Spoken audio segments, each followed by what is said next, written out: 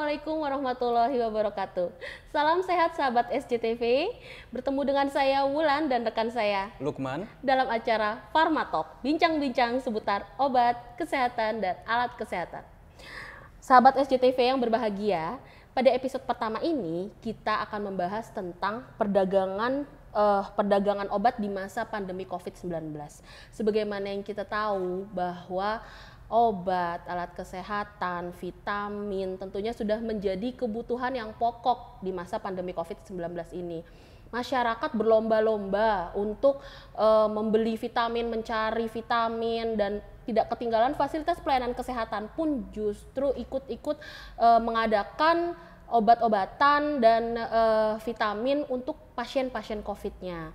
Karena pasien COVID ini memang semakin hari semakin meningkat ya. Gitu ya Pak Lukman ya? Iya betul. Terus gini juga Bu Wulan, banyak juga katanya fasilitas pelayanan farmasi yang masih kehabisan stok obat.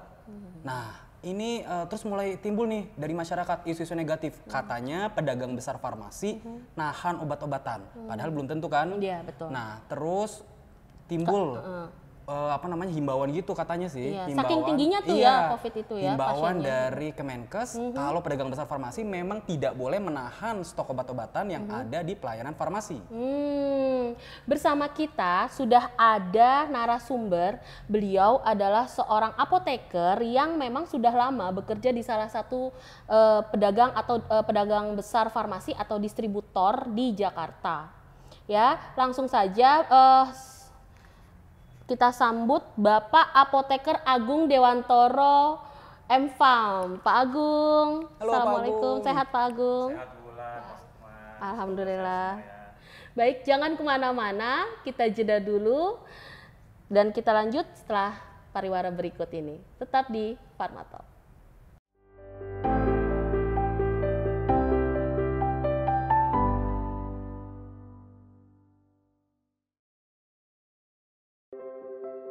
Corona ini tidak mengenal agama ya, tidak mengenal umur, tidak mengenal kedudukan, tidak mengenal jenis kelamin, semua sama.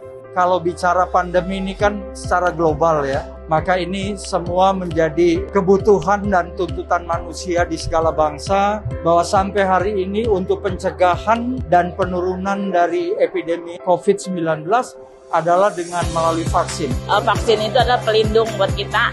Supaya kita tetap sehat, supaya kita bisa tetap beraktivitas. Lansia ini adalah kelompok rentan ya, jangan takut untuk divaksin. Karena manfaatnya sangat baik untuk kesehatan kita semua. Negara itu merawat, menjaga masyarakatnya. Masyarakatnya sehat, keluarga jadi sehat, bangsa juga jadi kuat.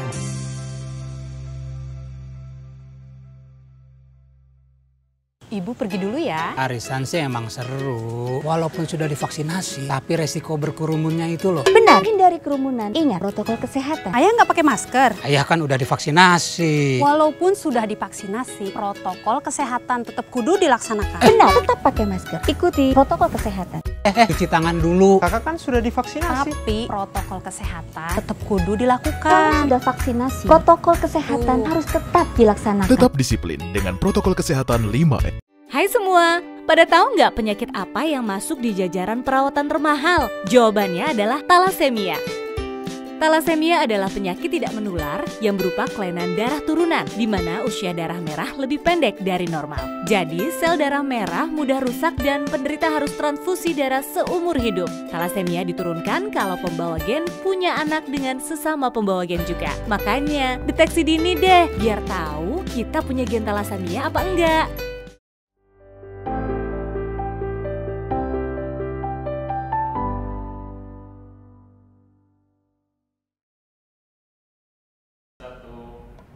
Kembali di Pharmatalk bersama saya Wulan dan rekan saya Lukman.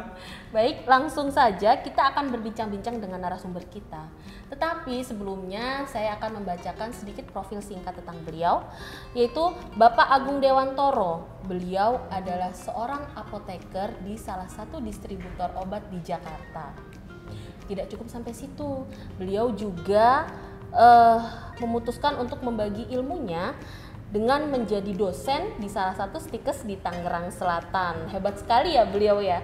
Baik, langsung saja kita ngobrol-ngobrol. Bapak, apa kabar? Baik Bu Wulan, terima kasih banyak. Alhamdulillah. Sehat-sehat terus ya Pak ya. Alhamdulillah. Oke, baik. Bapak, tadi kan sudah dijelaskan sedikit ya profil singkat tentang Bapak ya. Ternyata Bapak berkecimpung juga di bidang farmasi, tapi di sisi lain juga ngajar. Gimana sih Pak Bapak menyeimbangkan waktu antara dua kegiatan tersebut? Ya, terima kasih Mas Lukman pertanyaannya. Jadi saya kebetulan bekerja sebagai apoteker di distributor farmasi. Nah, di samping itu saya ini juga memiliki passion dalam mengajar, sehingga saya memutuskan untuk men-sharing ilmu dan pengalaman yang saya miliki untuk mahasiswa-mahasiswa yang di tempat saya mengajar. Begitu. Nah, dalam membagi waktunya itu kebetulan saya itu mengajarnya di kelas yang sore Bu, seperti itu. Di samping itu kan di masa pandemi seperti ini kita kan juga lagi ada PPKM dan pemerintah itu kan menyarankan untuk perusahaan itu kan membagi pekerjaan itu ada yang sebagian WFO, ada yang sebagian WFH. Oh, 50-50 50-50 gitu kan kapasitasnya. Nah, sehingga ya saya menjadi lebih sempat lah waktunya lebih luang untuk mengajar di kampus tempat saya bekerja, seperti itu Bu. Oh, tapi pernah bentrok nggak tuh Pak? Pernah nggak? Sejauh ini sih tidak pernah bentrok ya Bu ya, karena kebetulan kan memang yang diambil kan kelas sore sampai malam seperti itu. Oke, baik. Bapak, ini kan sebagaimana yang kita tahu kebutuhan obat dan alat kesehatan, vitamin, suplemen itu kan meningkatnya Pak ya di masa pandemi Covid tuh. Banyak fasiankes seperti apotek, rumah sakit kan cari obat ini, cari obat itu, berlomba-lomba memenuhi kebutuhan obatnya. Nah, bisa diceritakan Pak bagaimana kegiatan distribusi atau perdagangan obat di masa pandemi Covid? Ya, Bu Wulan, untuk kegiatan distribusi obat dan perdagangan obat di masa Covid, saya kira sih sebenarnya tidak ada perbedaan yang signifikan Bu. Hanya karena apa? Karena kan kita termasuk dalam sektor usaha yang esensial, ya kan, sehingga ada kelonggaran untuk operasional di dalamnya kan, karena itu sangat dibutuhkan kan, krusial sekali kan, apalagi pada saat pandemi seperti ini, sehingga kegiatannya itu berjalan dengan normal. Namun memang kita lihat di masyarakat itu terjadi lonjakan permintaan, terutama yang berkaitan dengan penanganan pasien COVID-19, penyakit COVID-19 itu sendiri. Misalnya permintaan vitamin yang lebih tinggi, terus permintaan antivirus, terus alat kesehatan, gas oksigen, dan lain sebagainya seperti itu. Tapi itu kan ada lonjakan permintaan produk ya Pak ya? Betul. Nah, itu semuanya, semua produk atau hanya beberapa sebagian aja atau bagaimana tuh Pak? Lonjakannya itu tidak terjadi pada semua produk. Lonjakannya itu terutama terjadi pada obat-obatan yang berkaitan dengan penanganan penyakit COVID-19 itu tersendiri. Ya, misalnya kan orang-orang butuh untuk peningkatan sistem imun tubuh, maka orang banyak nyari herbal, multivitamin, terus suplemen kesehatan, ya kan, untuk meningkatkan sistem imun tubuh. Kemudian di samping itu kalau karena pasien COVID ini sedang banyak-banyaknya perlu yang isoman, maka kan permintaan obat untuk antivirus, terus anti nyeri, anti demam itu kan menjadi juga meningkat seperti itu. Baik, Pak Agung, tadi kan Pak Agung juga cerita bahwa sebetulnya memang di era pandemi COVID-19 ini permintaan akan obat-obatan dan mungkin alat-alat kesehatan itu juga cukup meningkat ya pada beberapa obat-obatan tertentu. Nah, kemudian katanya ada fasiankes atau apotek yang mengeluh Pak, barang-barang tersebut, obat-obatan stoknya habis. Nah, itu bagaimana sih Pak pedagang besar farmasi menyikapi hal tersebut? Ya, Mas Lukman. Jadi di masa pandemi COVID-19 ini kan kita tidak memiliki perkiraan sebelumnya. Kita tidak punya data sebelumnya permintaannya itu akan seberapa besar sih gitu.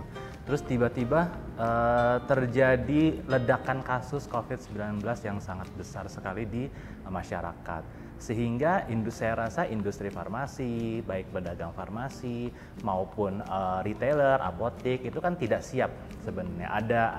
Ada gangguan di dalam rantai supply di sini. Nah, itulah yang menyebabkan akhirnya jumlah obat yang beredar di masyarakat itu kurang karena permintaannya itu supply-nya itu tidak dapat memenuhi demand-nya, seperti itu Mas Lukman. Oh, jadi kemudian bagaimana cara distributor itu menghadapi situasi yang chaos seperti ini? Nah, strateginya ya. Jadi begini, caranya pada saat awal itu memang terjadi banyak sekali kelangkaan, ya kan. Terus kemudian oleh Kemenkes kami itu diminta untuk membagi prioritas untuk mana vaskes yang harus didahulukan, gitu kan. Terutama pasti rumah sakit. Nah, rumah sakit itu karena memang pasti kan di situ pasiennya pasti lebih banyak, terus kegawatannya itu juga lebih tinggi gitu kan dibandingkan yang di vaskes lainnya gitu, misalnya cuma di apotek atau di klinik. Mungkin mereka kan kalau sampai situ kan masih bisa isoman dengan obat-obatan yang tidak medikasi dengan obat-obatan yang tidak terlalu advance kan dibandingkan yang di rumah sakit. Nah, alokasinya seperti itu, biasanya dialokasikan dulu untuk yang ke rumah sakit, baru ke yang lainnya. Nah, di samping itu pada saat terjadi pandemi ini kan banyak masyarakat kan yang working from home, ya kan? Jadi sehingga apa? Pengadaan obatnya, pengadaan bahan baku obatnya, terus kebutuhan akan bahan baku obat itu kan bukan hanya ada di Indonesia aja. Seluruh negara di dunia ini, terutama yang terjadi ledakan kasus COVID itu kan mereka juga memerlukan bahan baku obat-obatan terkait untuk COVID itu juga sama kan, kebutuhannya juga meningkat. Nah, sehingga itu tadi stoknya supply-nya yang ada di dunia ini, di Indonesia ini juga tidak dapat memenuhi demand yang ada di masyarakat, seperti itu. Oh gitu ya Pak ya. Terus kalau kayak gitu berarti barang tuh misalkan kalau lagi ada, kalau lagi kosong begitu ya Pak ya. Betul. Terus kalau misalkan pasien kayak seperti rumah sakit itu kan dia butuh obat dengan cepat, itu bagaimana Pak cara distributor untuk menanganinya pas barang lagi susah didapatkan atau bagaimana gitu? Kita sih tetap melakukan permintaan kepada industri farmasi, ya kan Bu Bulan. Obat-obat yang ada di distributor itu kan asalnya dari industri farmasi. Nah, industri farmasi ini juga yang harus menyesuaikan diri dengan keadaan yang ada sekarang. Misalnya mereka menambahkan shift untuk produksinya menjadi lebih banyak, ya kan? Atau mereka pengadaan bahan bakunya itu lebih panjang, lebih besar volumenya, karena kan bahan baku itu kan mayoritas kan kita juga impor.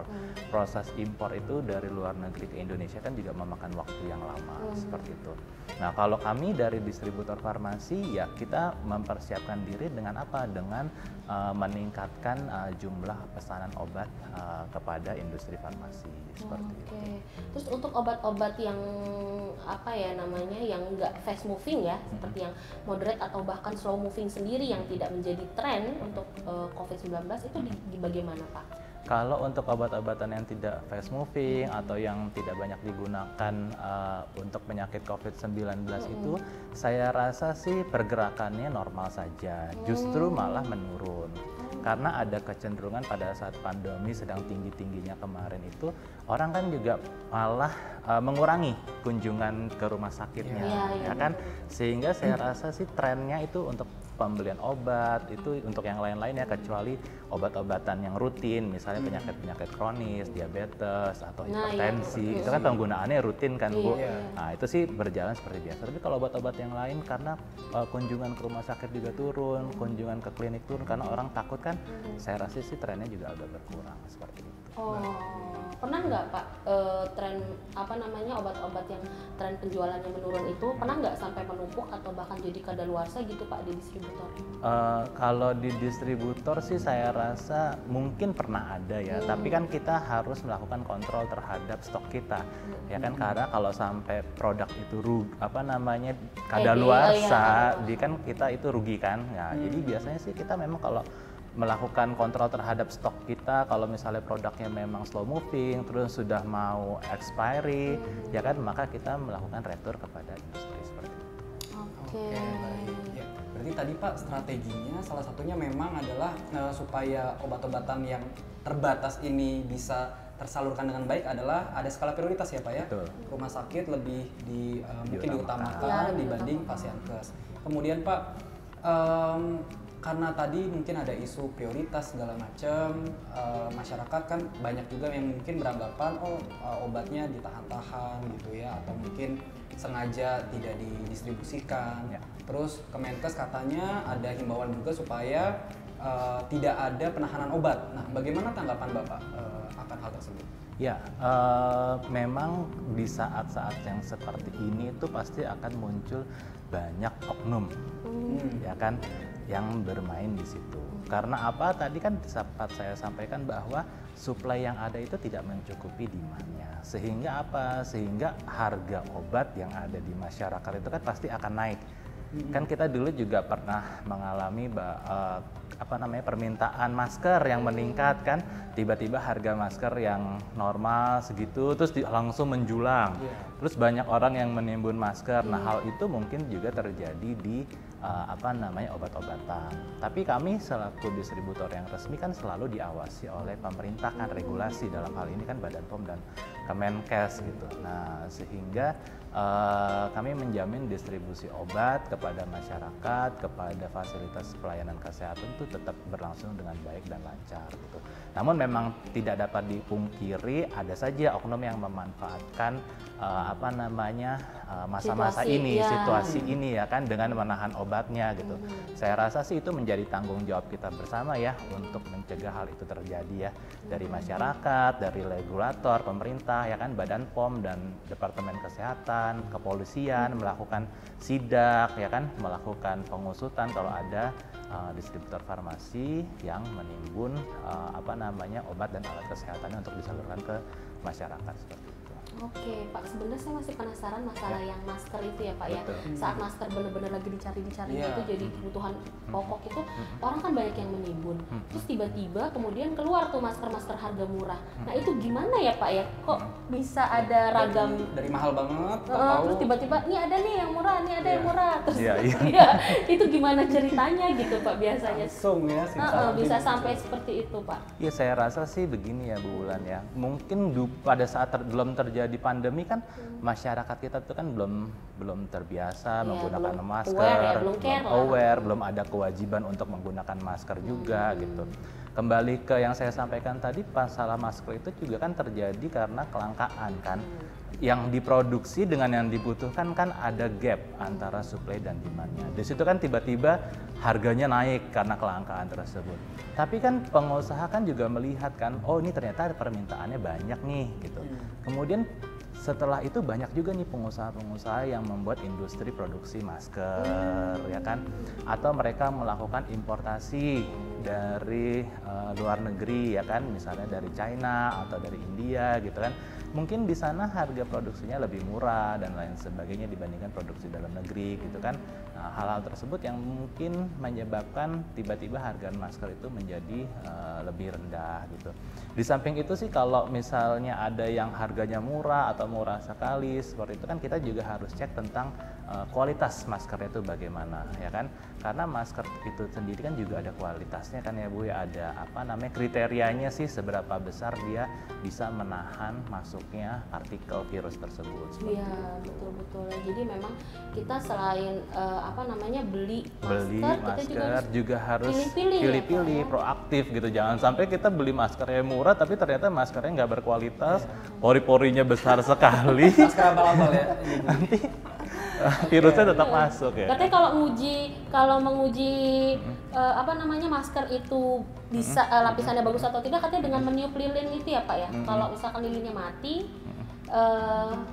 nanti berarti masker itu kurang bagus atau gimana? Saya rasa sih untuk pengujian masker itu saya juga kurang tahu ya Bu bagaimana prinsipnya ya. Tapi saya rasa kalau misalnya kita pakai masker terus kita niup lilinnya masih mati, berarti kan udara itu melewati masker tersebut dengan lancar kan Bu. Udah sampai lilinnya itu bisa mati, berarti saya rasa itu kurang baik lah kualitas maskernya. Oke, berarti memang ini ya ada kebutuhannya juga tadi disuplai oleh yang lain. Kalau tadi harganya tiba-tiba menjadi lebih murah ya. Iya, jadi ada pengusaha yang memang sebenarnya dia simpati juga dengan keadaan yang kok sempat langkanya masker. Terus apakah ada oknum juga atau pengusaha juga di luar distributor yang mungkin bikin obat, maksudnya dimanfaatkan sebagai obat, maksudnya tiba-tiba ada obat palsu atau bagaimana gitu Pak? Kan obat kita kan sempat naik langka, nanti ada, nanti enggak begitu, bagaimana tuh Pak? Saya rasa sih kemungkinan akan hal tersebut sih dimungkinkan saja ya Bu ya. Tapi ya itu kembali lagi kepada masyarakat. Masyarakat itu harus pintar-pintar memilih obatnya, mendapatkan obatnya sumbernya dari mana seperti itu. Jadi masyarakat juga harus aware ya terkait dengan obat yang dipilih, kira-kira harus seperti apa ciri-cirinya, mungkin nanti perlu ada juga edukasi berkaitan dengan hal tersebut begitu ya Pak. Baik, selanjutnya sebelum ke pertanyaan selanjutnya nih ya, terima kasih Pak, kita jeda dulu ya Pak ya, jangan kemana-mana, tetap di Pharma-Talk.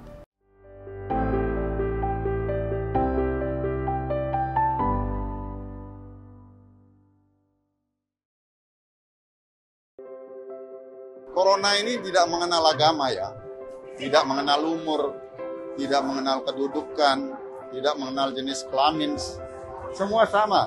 Kalau bicara pandemi ini kan secara global ya, maka ini semua menjadi kebutuhan dan tuntutan manusia di segala bangsa, bahwa sampai hari ini untuk pencegahan dan penurunan dari epidemi COVID-19 adalah dengan melalui vaksin. Vaksin itu adalah pelindung buat kita. Supaya kita tetap sehat, supaya kita bisa tetap beraktivitas. Lansia ini adalah kelompok rentan ya. Jangan takut untuk divaksin. Karena manfaatnya sangat baik untuk kesehatan kita semua. Negara itu merawat, menjaga masyarakatnya. Masyarakatnya sehat, keluarga jadi sehat, bangsa juga jadi kuat.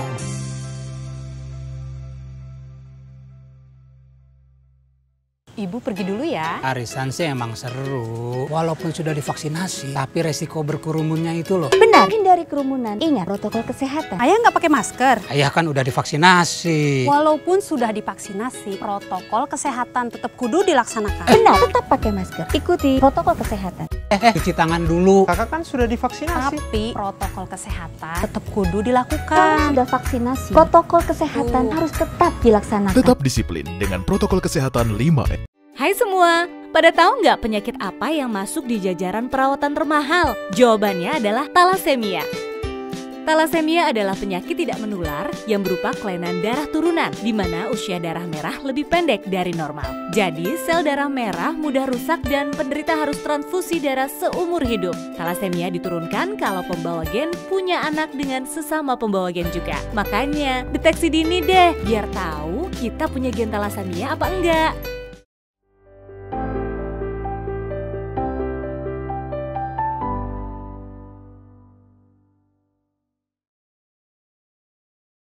Kembali di Pharma-Talk bersama saya Wulan dan rekan saya Lukman, serta narasumber kita Bapak Agung Dewantoro.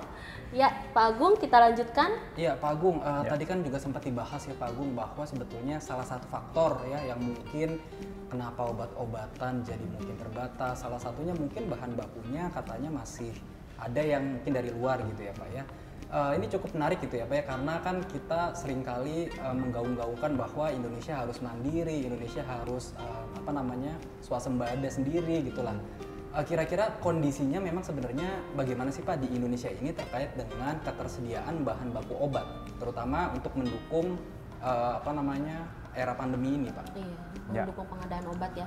Ya Mas Lukman, bagus sekali pertanyaannya. Jadi apa yang bisa saya sampaikan tuh begini. Mayoritas bahan baku obat kita di Indonesia itu kan masih impor, ya kan? Di samping masih impor, di masa pandemi ini kebutuhan akan bahan baku obat itu kan bukan hanya di Indonesia saja, ya kan? Negara-negara lain kan juga terdampak dengan virus COVID-19 ini, sehingga kan kebutuhan akan bahan baku obat itu kan di negara-negara lain di seluruh dunia itu kan juga meningkat. Makanya ada terjadi kendala juga. Kendalanya itu apa? Kendalanya adalah dari sisi produsen bahan bakunya itu juga mereka tidak siap terhadap lonjakan permintaan yang meningkat gitu. Dari sisi produsen bahan bakunya aja mereka kan juga memerlukan waktu untuk memproduksi. Setelah itu kita di Indonesia ini melakukan impor. Proses impor itu sendiri itu kan memerlukan waktu yang cukup lama. Dari bahan baku masuk ke Indonesia harus melewati proses quality control, kemudian bisa diproduksi menjadi sediaan obat, ya kan. Habis itu juga harus melewati proses quality control lagi kan, sediaan obat itu baru bisa didistribusikan ke masyarakat seperti itu. Oke, artinya prosesnya panjang ya? Ya, prosesnya sangat panjang sih. Tapi potensi Indonesianya sebenarnya ada Pak untuk dia. Sebenarnya Indonesia bisa meng-create bahan baku sendiri sehingga bisa meminimalisir kita import dari luar negeri, atau bagaimana Pak kalau menurut Bapak ya untuk di Kalau Indonesia menurut saya harusnya sih bisa, tapi kondisinya saat ini kita belum banyak yang melakukan hal tersebut. Gitu. Lebih banyak di Indonesia ini adalah produsen obatnya, sediaan obatnya seperti itu. Oke, baik. Ini kan karena tadi kelangkaan obat gitu ya, kelangkaan masker. Nah, itu kan sementara permintaan itu semakin tinggi ya Pak ya. Sehingga banyak sekali nih ada kalau saya lihat di di situs-situs di internet lah ya, ada banyak pedagang-pedagang yang menjual obatnya secara online ya Pak ya. Nah, bagaimana pendapat Bapak tentang hal tersebut? Ya. Terkait dengan penjualan obat secara online, saya kira sih di masa yang sekarang ini, di mana era internet itu sudah lebih maju, kemudian marketplace itu juga sudah lebih banyak, gitu kan. Memang itu adalah efek samping dari kemajuan dari sistem teknologi tersebut ya. Nah, melihat hal tersebut, saya rasa juga Kementerian Kesehatan dan Badan POM itu juga menangkap hal tersebut. Kan ada apotik atau ada pedagang toko obat yang menjual produknya secara online gitu. Ya, untuk itu saya rasa juga BP POM sudah mengeluarkan peraturan Badan Pemeriksa Obat dan Makanan ya. Kalau nggak salah nomor 8 tahun 2020 itu tentang pengawasan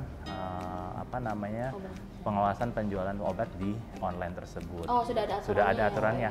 Di samping itu Kemenkes, Kementerian Kesehatan juga sudah mengeluarkan regulasi mengenai PESF, penyalur obat secara elektronik. Oh, jadi memang sudah legal ya? Sudah legal. Nah, untuk memperoleh legalitas tersebut, saya kalau tidak salah ada beberapa persyaratan yang harus dipenuhi oleh apotik atau toko obat yang ingin menyalurkan obatnya melalui online. Salah satunya pertama adalah apotek tersebut harus berizin. Kemudian harus ada apotekernya. Kemudian obat-obatnya harus legal, mutu dan kualitasnya terjamin dan segala macamnya. Itu boleh difoto Pak, sekalipun misalkan itu obat keras boleh difoto? Sekalipun itu obat keras boleh difoto, karena ada ketentuan kalau untuk melayani obat keras harus mengupload resep dokter. Oh, jadi si pembeli itu harus mengupload resep dokter tersebut ya untuk mendapatkan obat itu gitu ya. Terus kalau untuk yang sediaan vitamin nih atau obat bebas itu nggak masalah, difoto aja terus dijual online nggak masalah berarti ya? Kalau untuk obat bebas, vitamin kan memang kan obat kan ada penggolongan ya Bu Wulan ya, ada yang bebas terbatas dan keras. Kalau yang bebas dan bebas terbatas sih saya rasa nggak masalah. Apalagi di era seperti sekarang ini kan sudah banyak sekali platform-platform digital seperti Halo Dokter, terus ada Good Dokter, kan. Kemudian banyak apotik chain juga yang sudah mulai menjual produknya secara online, bisa di-download di platform misalnya K24 atau Kimia Farma, itu kan mereka sudah memasuki era tersebut seperti itu. Oke, baik. Artinya ini ya Pak ya, yang mau jualan obat secara online juga nggak sembarangan ya? Nggak sembarangan, harus mendaftarkan dulu ke Kementerian Kesehatan. Seperti ngurus izin, seperti mengurus izin apotek begitu ya Pak ya, atau gimana? Tidak seperti mengurus izin apotek, tapi Kementerian Kesehatan, persyaratan yang diminta Kementerian Kesehatan itu dia sumbernya harus resmi, terus dia berasal dari apotek yang berizin dan lain sebagainya. Oke, kalau distributor sendiri gimana Pak? Diperbolehkan untuk menjual obat online atau gimana? Kalau distributor tidak boleh. Secara undang-undang kami tidak boleh menjual produk kami secara online. Ya kan, kami hanya menyalurkan produk kami kepada apotek, rumah sakit, atau institusi pendidikan. Oke, berarti tetap berada di relnya ya Pak ya? Oke, baik. Iya Pak, kemudian kan katanya juga nih di era COVID-19 ini banyak banget nih Pak apotek atau mungkin toko obat yang menjual obat-obatan tersebut dengan harga yang sangat mahal gitu ya Pak. Ini bagaimana sih Pak sebenarnya regulasi atau mekanismenya sehingga obat-obatannya bisa sangat mahal, menguras kantong masyarakat katanya gitu Pak. Nah, kalau terkait dengan obat yang sangat mahal itu saya rasa sih memang pada saat pandemi seperti ini kan seperti yang saya sampaikan tadi bahwa ada gap antara supply dan demand, ya kan? Suplainya itu tidak bisa memenuhi kebutuhan yang ada gitu kan, sehingga terjadi kelangkaan. Nah, setelah kelangkaan terjadi itu kan pasti kan apotek-apotek itu kan juga sulit kan mendapatkan obatnya kan, obatnya kosong gitu, mau mengadakan lagi juga kosong. Mungkin dari suppliernya, dari produsennya juga karena di dunia juga kosong kan, harga bahan bakunya juga naik kan, sehingga dari supplier aja harga bahan baku harga obatnya aja sudah naik gitu, sehingga di apotek juga mungkin menaikkan harga obatnya ya kan. Namun demikian kan tetap ada regulasi dari pemerintah kan, yaitu harga eceran tertinggi kan. Itu sehingga apotek itu juga harus mematuhi peraturan dari pemerintah itu dalam memasarkan obat. Adakah sanksinya Pak jika apotek itu atau Fasiankes itu menjual di atas HET-nya? Saya rasa sih ada sanksinya karena itu kan regulasi yang dikeluarkan oleh pemerintah kan. Dan saya juga melihat seperti yang dijual di marketplace yang secara online itu kan harganya kan tinggi-tinggi sekali. Saya rasa juga pemerintah melalui Badan POM atau Kementerian Kesehatan bekerja sama dengan Kominfo itu mendelisting tuh toko-toko obat online yang ada di marketplace itu yang menjual produk lebih tinggi jauh dari harga eceran tertinggi. Jadi walaupun di online juga tetap diawasi ya? Diawasi. Dengan Kemenkes melalui Kominfo itu tadi ya? Ya, saya rasa sih mereka bekerja sama untuk hal tersebut seperti itu. Oke. Penting banget ini biar nggak merugikan masyarakat soalnya. Banget. Tadi kan Pak Lukman udah tanya harga obat yang melonjak mahal ya. Nah ini saya sekarang mau tanya nih Pak, yang namanya konsumen dalam membeli obat itu kan pasti mencari perbandingan harga ya Pak ya. Betul. Ada bahkan banyak Fasiankes menjual menjual obat yang dengan harganya sama dengan distributor atau mungkin lebih murah. Bagaimana tanggapan Bapak tentang itu? Tanggapan saya terkait hal tersebut itu saya rasa sih kembali lagi kepada fasilitas pelayanan kesehatannya masing-masing. Tentu dalam perdagangan obat itu kan pasti fasilitas kesehatan atau retailer itu kan mengharapkan margin ya kan, tinggal nanti kembali lagi kepada retailer tersebut mau marginnya itu seberapa besar sih gitu kan. Mungkin ada yang maunya kecil aja tapi volume penjualannya besar banyak, atau ada sebaliknya yang mau marginnya itu lebih besar tapi volume penjualannya juga nggak sebanyak yang lainnya. Seperti itu kan kembali ke pilihan masing-masing. Berarti bukan berarti kalau obat itu murah banget langsung dijudge sebagai obat palsu misalkan atau apa gitu ya, karena kan banyak yang murah juga dan saya rasa sih mahal atau murahnya obat itu tidak menjamin ya bahwa obat itu obat palsu seperti itu. Kalau obat palsu kan mungkin kita harus lihat dulu lah obatnya itu bagaimana, apakah ada nomor batch-nya ya kan, produsennya siapa, kita mendapatkan sumbernya dari mana, seperti itu. Oke, ini kita dari tadi ngomongin perdagangan obat di masa pandemi terus nih Pak. Nah, saya mau sedikit berbicara di luar pandemi. Adakah tantangan, hambatan, atau mungkin masalah dalam pengangkutan atau distribusi obat ya Pak ya, selain di masa pandemi gitu, di luar pandemi gitu? Kalau untuk distribusi obat dan pengangkutan obat itu tantangannya yang pertama adalah stabilitas obat itu sendiri. Khususnya di masa pandemi ini kan kita ini ada vaksin COVID-19, di mana kita tahu vaksin COVID-19 itu dia sangat termolabil. Sehingga dalam pendistribusiannya kita harus menjaga stabilitas suhunya. Jangan sampai ada perbedaan suhu yang signifikan, ya kan? Jangan sampai vaksin itu sudah diproduksi dari industri baik hasilnya, kemudian pada saat penyimpanan di distributor sudah disimpan dengan baik. Tapi pada saat kita mendistribusikan ke fasilitas pelayanan kesehatan, kita bawa nih di jalan ternyata suhunya meningkat sehingga mutu vaksinnya berkurang. Itu kan hal-hal yang harus dihindari. Nah, itu tantangan dari stabilitasnya. Kemudian yang kedua adalah faktor demografinya, ya kan?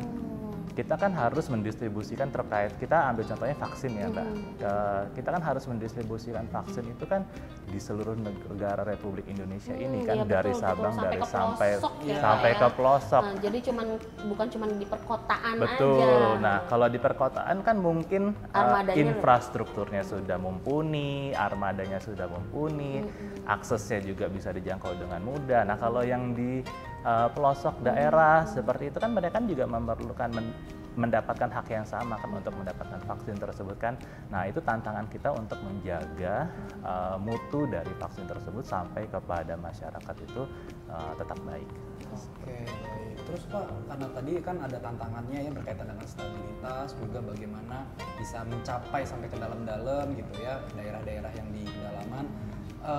Strateginya bagaimana Pak? Apakah nambah sumber daya atau bagaimana Pak kira-kira? Atau ke bawa kulkas mungkin terutama untuk yang tadi termolabil kan sebagaimana yang kita tahu dia rusak sama suhu panas gitu ya, gimana betul. tuh Pak?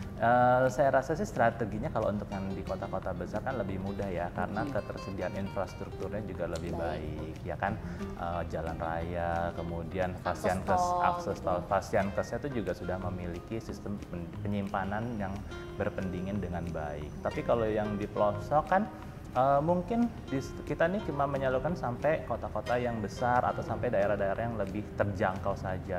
Nanti untuk membawanya lagi ke pelosok daerah, mungkin obat tersebut atau vaksin tersebut harus dibawa hand carry oleh tenaga kesehatannya. Hand carry menggunakan cooler box ya kan. Nah, di situ kita harus menjamin bahwa pada saat membawa dengan cooler box itu suhunya itu terjaga. Biasanya menggunakan indikator suhu yang diletakkan di dalam cooler box tersebut. Oh, jadi sudah jadi jaminan ketika nanti dibawa hand carry sama tenaga kesehatan itu nggak rusak sih sediaan obatnya. Betul, itu ya dengan Pak, melihat indikator suhu yang ada di dalam cooler box-nya tersebut. Terus untuk obat-obat cairan gimana tuh Pak? Yang sirup, obat minum gitu ya, tablet-tablet strip itu kan kadang pernah kejadian stripnya itu ada salah satu stripnya yang bolong ya, agak terbuka gitu, blisternya gitu. Itu gimana tuh Pak untuk mencegah semua itu? Ya, itu sih pertama kan kita dalam mendesain sediaan obat itu kan kita juga harus memikirkan hal tersebut kan Bu, jangan sampai obat itu mudah rusak dan lain sebagainya. Nah, kita ya pertama pencegahannya adalah jangan sampai kita merusak kemasan sekunder dari produk tersebut. Ya, jangan kita keluarkan dari kartonnya atau dari boxnya, sehingga apalagi dibanting ya kan pada saat pengirimannya. Ekspedisi iya kan, karena orang ekspedisi suka nggak ini ya, saking banyaknya barang. Betul. Nah, makanya kita harus mencegah hal-hal tersebut terjadi seperti itu Bu. Jadi pembungkus luarnya aja berarti emang udah nggak boleh diapa-apain, harus diangkat dengan baik, itu nggak boleh sampai rusak. Ya, betul. Oke. Berarti memang sudah diawasi dan di create ya dibuat, didesain dengan baik sistemnya sehingga obat tersebut tetap aman sampai ke fasilitas pelayanan kesehatan. Dan tadi kerjasama dengan mungkin nakes juga menjadi hal yang penting ya Pak ya. Betul. Harus ada lembar monitornya mungkin berkaitan dengan apa yang harus mereka lakukan untuk membawa obat tersebut sampai ke tempat sasaran, tapi juga menjaga kualitas obat. Betul sekali Mas Lukman. Terus bagaimana langkah distributor jika ada obat baru Pak? Itu kan sebagaimana kita tahu pasienkes belum banyak tahu ya. Bagaimana cara distributor tersebut melakukan atau memastikan obat tersebut bisa tersalurkan gitu ke masyarakat melalui fasilitas pelayanan kesehatan?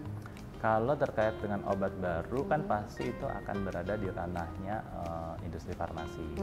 Karena industri farmasi itu biasanya melalui Medrep ya kan akan melakukan promosi tentang obat baru tersebut, sehingga obat baru tersebut kan diketahui oleh penggunanya, dalam hal ini dokter atau masyarakat kan. Nah, kalau kalau di distributor farmasi kita kan hanya melayani permintaannya saja, gitu kan. Kita hanya mengkanvasinya tuh penjualan itu langsung ke apoteknya, ke retailernya, ya kan. Kalau untuk permintaan bagaimana caranya obat baru itu dikenal oleh masyarakat, saya rasa itu sih hal tersebut nanti dilakukan oleh industri farmasi melalui sisi marketingnya, departemen marketingnya, seperti itu. Oke, berarti memang itu udah pasti metreknya masuk dulu ya ke apotek itu gitu ya. Betul. Oke, kalau misalkan untuk ini Pak, ada beberapa distributor, umumnya ya Pak ya, kalau misalkan membeli obat di distributor, terus obatnya mau kadaluarsa atau mau expire, apakah ada fasiankes tersebut diberikan kesempatan untuk meretur kembali obatnya atau enggak Pak? Atau gimana? Pasti kan kita sebelum melakukan distribusi ke fasiankes atau ke apotek atau retailer lainnya kan kita ada MOU. Ya kan, perjanjian sebelum itu terjadi kan, ya di salah satu poin dalam MOU-nya itu saya rasa sih ada menyebutkan bahwa obat ini bisa diretur dengan ketentuan demikian seperti itu. Salah satunya ya kalau yang pada umumnya terjadi sih 3 bulan sebelum masa expire sih saya rasa obat itu bisa diretur ke distributor untuk diganti dengan yang lebih panjang masa expiry date-nya, seperti itu. Artinya di situ juga farmasi, apoteker gitu ya, juga tidak rugi-rugi banget gitu ya Pak, karena memang ada manajemen yang mengaturnya. Betul. Gitu ya, untuk pengembalian obat. Kemudian dikemanakan tuh Pak obat-obat yang udah diretur itu oleh distributor? Apakah dikembalikan ke industri farmasi atau dimusnahkan oleh distributor itu sendiri? Biasanya sih dimusnahkan oleh distributor. Oh langsung ya? Ya. Oh berarti industri tidak lagi menerima obat-obat yang expired date itu dari distributor ya? Saya rasa sih kebanyakan sih langsung dimusnahkan oleh distributor itu sendiri, seperti itu. Takutnya ada oknum juga jangan-jangan dijual lebih murah gara-gara udah mau expired. Iya, makanya memang sebagai distributor ini adalah distributor itu sebenarnya portalnya ya, dibilang portal perantara antara industri farmasi dengan fasiankes ya. Jadi segala hal-hal yang terkait dengan dari mulai rate penjualan, kemudian sampai permasalahan, komplain dari fasiankes itu pasti nyampainya ke distributor dulu sebelum diteruskan ke industri farmasi. Industri farmasi mah tinggal terima aja gitu ya. Komplain juga berarti ya distributornya. Yang disemprot justru distributornya kayaknya. Bapak mungkin bisa sedikit diceritakan pengalaman, pernah nggak ada pasti banyak ya protesan. Salah satu mungkin contohnya Pak waktu itu pernah dikomplain perihal apa? Ya mungkin kalau misalnya ada produk yang di-recall ya kan oleh industri farmasi dikarenakan ditarik gitu ya? Ya ditarik, mungkin ada stabilitasnya yang kurang atau pada proses produksinya ada yang tidak tepat gitu kan, sehingga kan yang melakukan proses recall itu kan dari distributor farmasinya dulu kan. Mungkin dari industri farmasi menginformasikan kepada distributor bahwa obat ini dengan nomor batch ini tuh diminta untuk ditarik karena satu dan lain hal. Maka kami distributor farmasi itu yang harus menyampaikan kepada seluruh fasilitas pelayanan kesehatan, apotek, retailer lain itu untuk mengumpulkan obat dengan nomor batch tersebut terus dikirimkan lagi ke kami untuk dikembalikan ke industri. Kerja bakti deh tuh ya. Nah, itu kan pekerjaannya lebih banyak seperti itu, Bu. Aduh, belum lagi ya, belum ngadepin pasien, belum ini disuruh ngumpulin lagi. Oke. Baik, ini seru sekali perbincangan kita hari ini. Jadi tahu seluk-beluk obat ya. Benar. Sebelum Pak Agung menyampaikan pesan dan kesannya nih, pesan-pesan kepada masyarakat terkait pembelian obat, kita jeda dulu kali ya. Sebentar ya, jangan kemana-mana, tetap di Pharmatalk.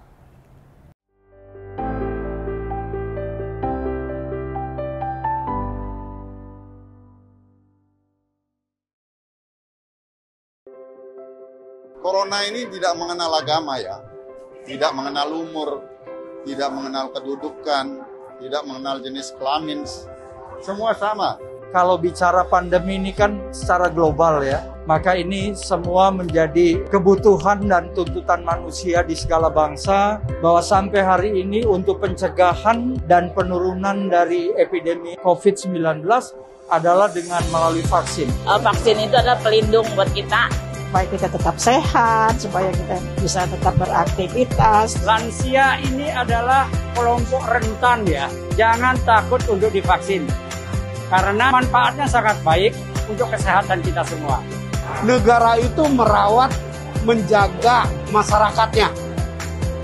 Masyarakatnya sehat, keluarga jadi sehat, bangsa juga jadi kuat.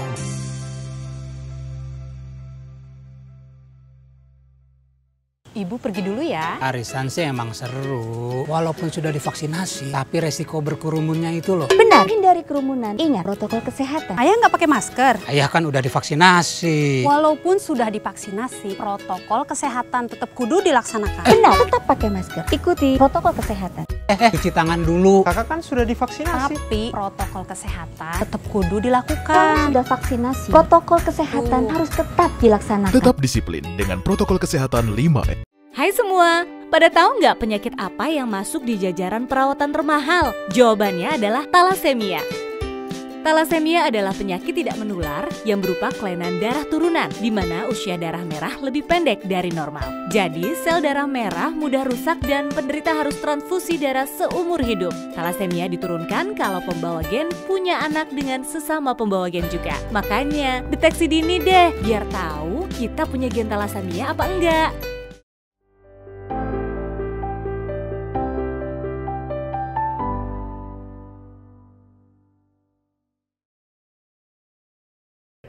Kita kembali lagi di Pharmatalk, masih bersama saya Wulan dan rekan saya Lukman, serta narasumber kita Bapak Agung.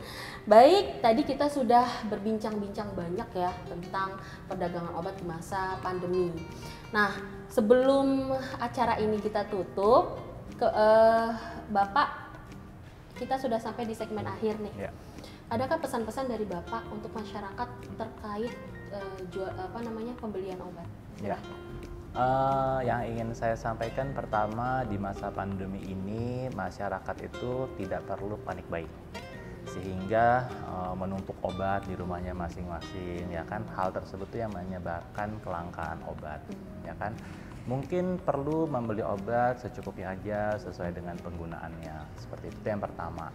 Kemudian yang kedua, masyarakat harus teliti dan cermat mengetahui dari mana sih sumber membeli obatnya, ya. Belilah obat di apotik, di sarana pelayanan kesehatan yang berizin, sehingga obat itu berasal dari sumber yang terjamin mutu dan kualitasnya serta legalitasnya, seperti itu. Terus yang terakhir, jangan terbuai dengan harga yang murah, ya kan. Nanti tahu-tahu yang didapatkan obatnya tuh substandar atau obatnya tuh palsu dan lain sebagainya. Nah, di terakhir yang paling penting adalah masyarakat itu harus berperan aktif juga kan, jika mengetahui apabila ada penimbunan, apabila ada hal-hal yang melanggar hukum, seperti itu kan bisa dilaporkan kepada pihak yang berwenang untuk ditindaklanjuti, seperti itu. Oke, baik. Terima kasih Pak Agung untuk pesan-pesannya. Ya, tadi perlu kita ketahui di masa pandemi COVID-19 ini tentunya memang kebutuhan obat memang semakin meningkat. Tapi pada perjalanannya distributor-distributor obat juga sudah melakukan usaha semaksimal mungkin ya Pak Lukman ya. Masyarakat di sini tetap harus berpikir jernih juga ya. Jangan sampai mereka termakan isu-isu yang negatif. Mereka juga harus saling cross check, mericek kembali apakah ini obat palsu, apakah ini obat yang memang terpercaya dari distributor atau dari pedagang obat yang memang dia terstandar ya, terdaftar tadi sesuai regulasi. Oke, jadi nggak ada itu istilah yang namanya menimbun obat, bukan, nggak ada istilah seperti itu sebenarnya ya. Itu hanya hoax saja mungkin dari oknum-oknum yang mengambil kesempatan dalam kesempitan lah ya, katakanlah seperti itu. Baik, terima kasih Bapak Agung karena sudah menyisikan waktu dan membagi ilmunya. Bapak sangat bermanfaat sekali untuk kami dan tentunya untuk masyarakat. Akhir kata sahabat SCTV, demikianlah acara episode Pharmatalk episode pertama ini. Semoga informasi yang kami berikan dapat bermanfaat untuk Anda. Akhir kata, saya Wulan dan rekan saya Lukman serta segenap kru SCTV pamit undur diri. Wabillahi taufiq wal hidayah. Assalamualaikum warahmatullahi wabarakatuh. Salam sehat selalu untuk kita semua. Terima kasih.